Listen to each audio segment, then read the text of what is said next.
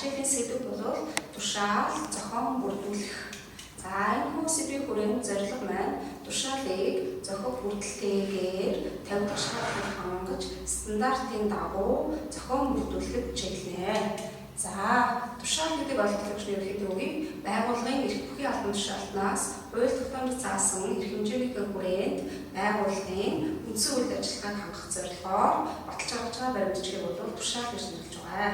За тушаалыг зохион бүрдүүлэх боловсруулах эрх бүхий субъект бол байгууллагын удирдлага эрх хэмжээний хүрээнд батлан гаргадаг байна. За тушаалыг архив зүйн үүднээс нь үндсэн үйл ажиллагаар гаргасан тушаал буюу А тушаал, боловсруучны чиглэлээр гаргаж байгаа тушаал буюу Б тушаал гэж ангилдаг байна. За энэ тушаалыг оны эхнээсээ дугаарлалт өгч ерөнхийдөө тусад нь дугаарлах байна. Жишээ нь B01 боловсруучтай холбоотой тушаал оны эхнээс тийм ээ.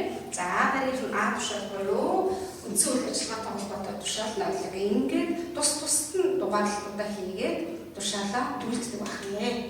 За энэ тушаалыг үлдэхэд бол мэдээж тодорхой хэмжээний мэдээллийн элементүүд багтдаг.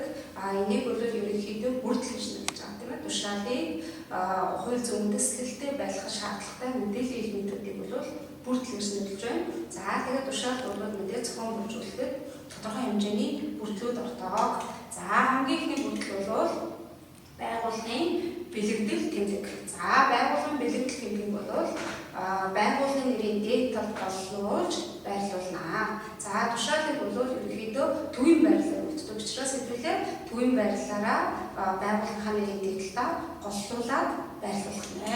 За дараагийн хоёр дахь бүрдэл бол байгууллагын нэр бүрдэл. За байгууллагын нэрийг бүтнээр бүх үсэг томоор байгууллагын бэлэгдэл тэмдгийн доор голлуулж байрлуулна. За байгууллагын нэрийг бол албан ёсоор улсын бүртгүүлсэн албан ёсны нэрийг байршуулах нэ.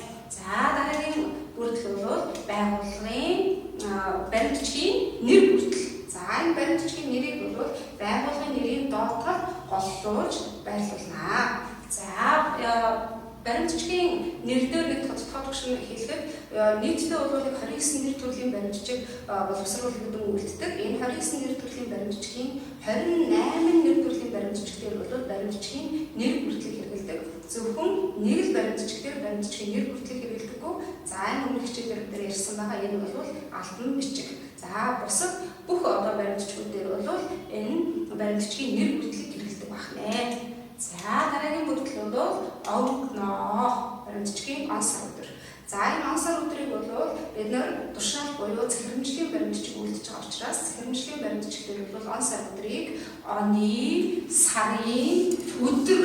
За энэ хоёрыг л анхаарчихна тийм ээ. За одоо энэ оны, сарын өдөртэй. За мэдээж он сар өдрөө бол баримтчиг зохион үйлдэлээ удирдлага гар үсэг зурлаа, он сар өдрөө гараа хөх юм уу хар өнгийн бэхээр бичдэг байна. За ингээд баримтчгийн огноо бүрдэл бол ямар баримтчиг үйлдэж байгаас шалтгаалаад өөрийн стандарттай байдаг байна. За бид нар бас өмнөх хичээлээр албан бичиг зохион үйлдэхийг ярьсан. Албан бичгээр бол араб тоогоор цэгэр тусгаарлан бичнэ гэдэг юм. За тэгэхээр энэ баримтчгийн онцлогоос шалтгаалаад бол өөр бичигдэлнэ.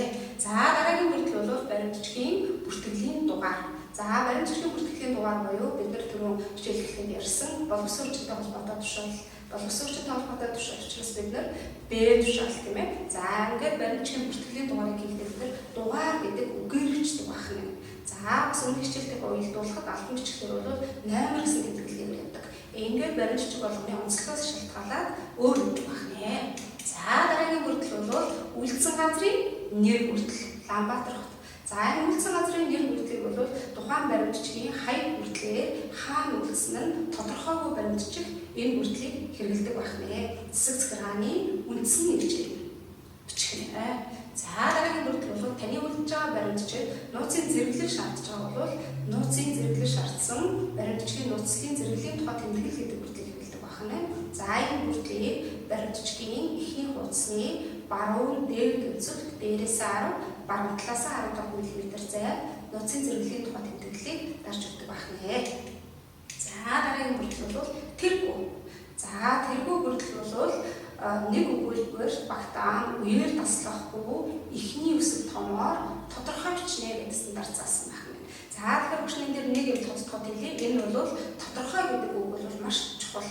Баримтчгийн тэргүү гэдэг бол тухайн баримтчгийг ирж хайхад зориулагдсан их сурвалж болдог учраас бид нар тодорхой бичих юм. Жишээ нь баримтчгийн одоо энэ дээр багш хэлсэн байна тийм ээ. Дээд долгорыг ажил томилох тухай. За тэгэхээр зүгээр ажил томилох тухай гэж юм бол тодорхой гэдэг үгийн утга гарах байх юм тийм ээ. Тэгэхээр хэнийг ажил томилох гэж байгаа вэ? Дээд долгор ингээд тодорхой болж гарч. За дараагийн бүртгэл бол бичвэр бүртгэл. За бичвэр бол өөрөө тэргүүгийн агуулгыг бүрэн нийцсэн ерөнхийдөө агуулга гэж ойлгох юм. За энийг ошин цааш нь дэлгэрүүлж ярина. За дараагийн бүртгэл бол гарын хэсэг бүртгэл. За гарын хэсэг бүртлийг бол бүх хэсэг томоор гарын хэсэг бүртгэлд алтан тушаалын нэр, алтан тушаалтны нэр гарын хэсгийн тайллаас бүрддэг байна. За дараагийн бүртгэл бол тамга тэмдэг. За тамга тэмдгийг баримтчгийнхаа гарын хэсэг зурагдсан байна. Гарын хэсгэн дээрээ тоод тэгш гаргана. За ингээд багш сая яасан бэ гэхээр тушаалыг зохион бүрдүүлэхэд зайлшгүй шаардлагатай бүрдлүүдийн тавигдах шаардлага ерөнхийдөө ярьлаа. За энэ тавигдах шаардлага буюу бүрдлүүд дотор хамгийн гол анхаарах ёстой зүйл бол тэргүү, за дараагийн бүртгэл бол бичвэр хоёр байх юм. За багш тэргүү бичвэр хоёр дээр голлоо цаашаа бүрчлүүлээд ярья. За түрүү бид нар ярьсан тэргүү гэдэг тийм ээ. За тэгэхээр тэргүү бол бичвэрийн агуулгад бүрэн нийцсэн байх ёстой. За энэ бол өөрөө юу гэсэн үг вэ? Түрүүний жишээгээр дээд долгорыг ажил томилох тухай гэж бодвол одоо бичвэр бол нөгөө дээд долгорыг ажил томилох тухайтай холбоотой асуудал яригдана гэсэн үг байна. За тодорхой ойлгомжтой бичигдсэн байх ёстой. За тэгвэл бид нар хэнийг ажил томилж байгаа юм? Хэнийг ажлаас салж байгаа юм? Хэнийг ямар одоо юу гэдэг комисс томилж байгаа юм тийм ээ? Энэ болгоныг бол тодорхой бичих хэрэгтэй байна. За энэ багш түрүү ярьсан хит ерөнхий бичиж болох бай. За хит ерөнхий бичих юм бол нөгөө эрен хайх, эрд сурвалжлах гэсэн энэ одоо юу гэдэг үүргийг тодорхойлдохгүй байх нэ. За тийм учраас бол тодорхой бичдэг хэрэгтэй байна. За нэг өгүүлбэрт багтаах ихний өсөлт томор бичихнэ.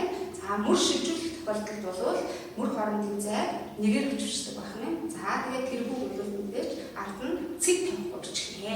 За энэ бол өөрөө юу гэхээр тэргүүгийн шаардлага байна.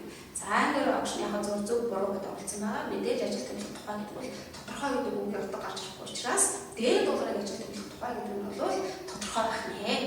За энэ дараа хэдүүлээ бичвэрээр ажиллах юм.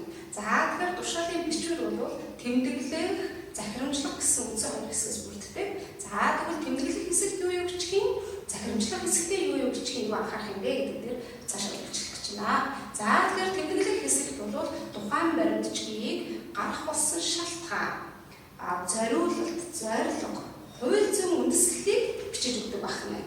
За дараад нь хоёрдугаарт нь бол яг үхээр тушаалын бичвэр дээр буюу тэмдэглэх хэсэгт бол тушаах гэсэн энэ үгийн дэлгүүр үгийг ашигладаг. За энэ дэлгүүр үгийг бичихдээ хамаа туулгын энэ гэсэн энэ нөхцөлийг бол ихэвчлэн жижигэр бичнэ. Жижигэр. За тушаах гэдэг үгийг бол бүх үсэг томор бичдэг байна. Тушаах хэсэг дээр. За захирамжлах хэсэг дээр бол нэлээд хэд хэдэн зүйлийг анхаарах хэрэгтэй байна. За нэгдүгээрт нь бол захирамжлах энэ хэсэг дээр тушаалыг бичихдээ хит хэдийн хэсгээс бүрдэж болно. Тэгвэл хэсэг тус бүрийг арав тоогоор цэгээр тусгаарлаж бичгэнэ.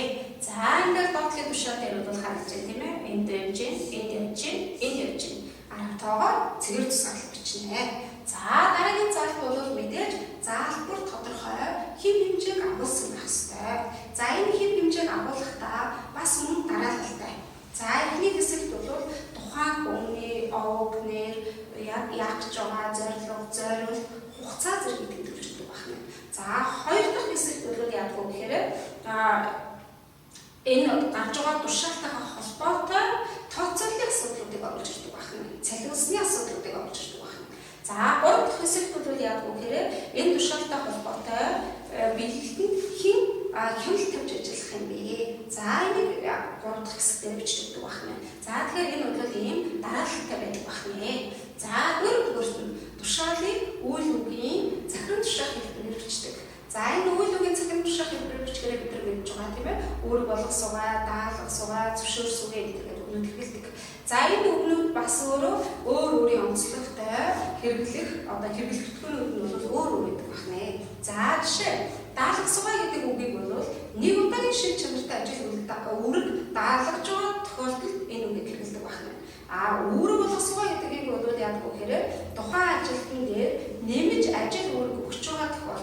үндсэн одоо үүд ажил үйл дээр нь нэмж ажил үйл өгч байгаа тохиолдолд бол энэ үгийг хэрэглэдэг байна. Ингээд үг хэрэглэхэд хүртэл өөрөө хэв хэмжээтэй байдаг байна. Тушаалын бичвэр дээр.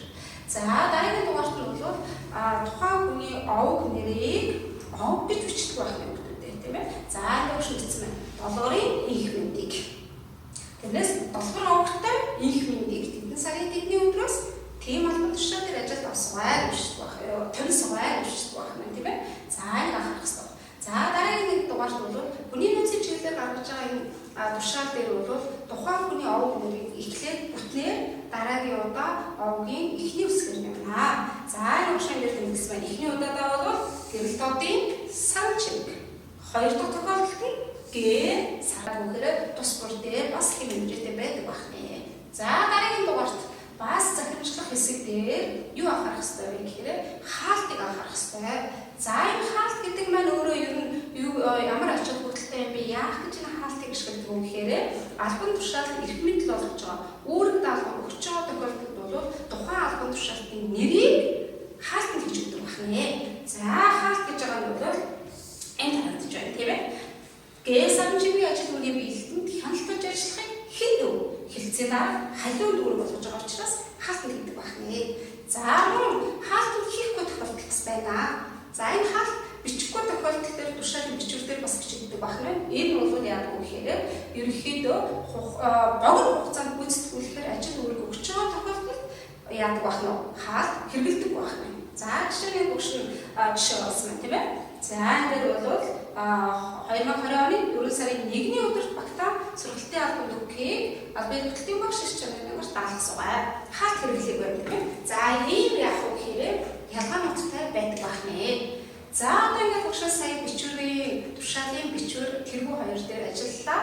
Одоо хэдүүлээ энэ тушаалын тэргүү бичвэр хоёр дээр хамтдаа ажиллаад явъя. За хамгийн ихэм юу гэж нөхдөд ажил төр томсдох бай. За тэгэхээр нөгөө тодорхой гэдэг үг алга байна. За тэгэхээр энэ дээр бол яах ёстой ах нь хэн нэг үнийг ажил томж байгаа бол овг нэр гэдэг бичих гэнэ. За дараагийн дугаарт нь бол тэмдэглэх хэсэг дээр хууль зүйн үндслүүдийг оруулж ирсэн байна. Одоо захирамжлах хэсэг дээр яасан байх вэ гэхээр үндсэн 3 хэсгээс бүрдсэн байх нэ. Арга тоогоор цэгээр тусгаарлан бичсэн байна. Зөв байна. За эхнийх нь нэгдүгээр хэсэг дээр хэвлэлээ ажиллая. Гэрэл тод овгтой гэдэг. Хүний овг нэр бичих овгтой гэж бичихгүй тийм ээ. Тэгэхээр гэрэл тодын сан чингийг гэж орж ирэх хэрэгтэй байна. За тэгэхээр энэ үнийг бол даатгалын мэргэжлээр танилцсан.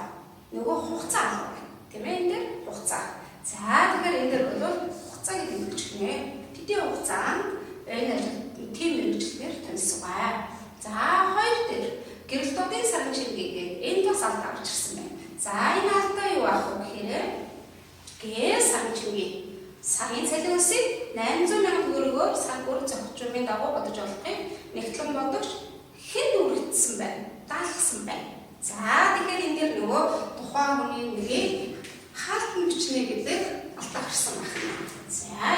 За дараагийн дугаарт нөгөө үүрэг болгосугаа даалгасугаа гэдгийг хэм хэмжээгээс алдсан байна тийм ээ. Тэгэхээр энэ хүн нэгтлэн бодогч бол өөрөө яах вэ гэхээр цалин үстэй холбоотой асуудлыг үндсэн үйл ажиллагаа нээждэг. За тийм учраас энэ дээр бол үүрэг болгосугаа гэж хэлсэн байна. За 3 дугаар нөхцөл бол гээ сан чимгийн ажил үүргийн биелэлтэнд хяналтаж ажиллахыг үүрэг болгосугаа. Ямар албан тушаалтай хэн гэдэг хүн үүрэг болгосон бэ гэдэг нь тодорхой бас байх нэ. За тэгэхээр энэ бас яасан байна. Алдаа гарч ирсэн байна. За энэ бид нар ямар нэгэн тухайн баримтчгийг зохион бүрдүүлэхдээ тодорхой хэмжээний тавигдах шаардлага хэм хэмжээтэй байдаг байна. Тэгэхээр энэ тодорхой хэмжээний хэм хэмжээ тавигдах шаардлага стандартыг бид нар дагаж тухайн баримтчгийг зохион бүрдүүлэх ёстой байна. За ингээд анхаарал хандуулсан та бүхэндээ баярлалаа.